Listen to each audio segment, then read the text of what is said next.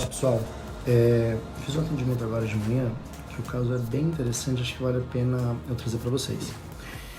A cliente teve o seu terreno, uma parte dele desapropriado, ou seja, a prefeitura, no caso aqui de Curitiba, desapropriou um percentual do terreno da minha cliente, tá? Isso gerou reflexo no potencial construtivo do terreno, né? O quanto que ela poderia construir dentro daquele terreno. Inclusive, ela teve que arcar com a compra de potencial construtivo, né? Quando você precisa realmente comprar mais, que gerou um problema no habite. E mais, embora a prefeitura tenha desapropriado parte do terreno, ela não abateu deste terreno o percentual do IPTU correspondente a essa parte que ela desapropriou. Então, todos os débitos, né, todos os pagamentos que ela fez no decorrer desses anos foram a maior, porque ela já não possuía mais a ampla propriedade sobre a integralidade do terreno. O que a gente teve que fazer neste caso? Eu dividi as ações.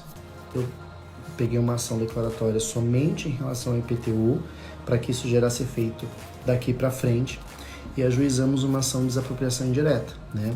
Quando o proprietário é quem ajuiza a ação de desapropriação contra o Estado, porque ele já tem ciência de que ele foi desapropriado.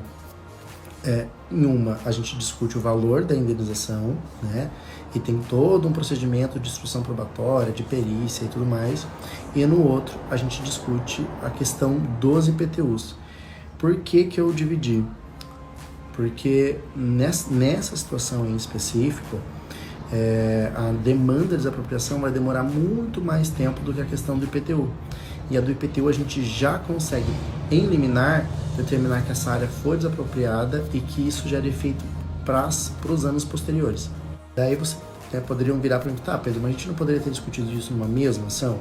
Sim, a gente poderia. Mas, na minha visão, isso gera muito mais complexidade de assuntos e, eventualmente, eu quero delimitar a visão do juiz e a própria estratégia para aquele ponto em específico e daí eu discuto em uma outra ação aquele outro ponto em específico, tá? Isso é uma estratégia que no tributário a gente adota.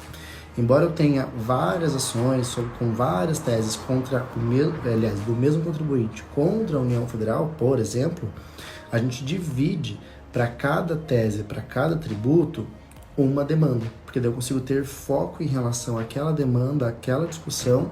Isso facilita tanto para o juiz na hora de analisar a situação, quanto para a própria parte, porque ele consegue delimitar estrategicamente o ponto a ponto de cada situação, tá? Mas essa questão da desapropriação é muito interessante e vale a pena dar uma olhada para quem realmente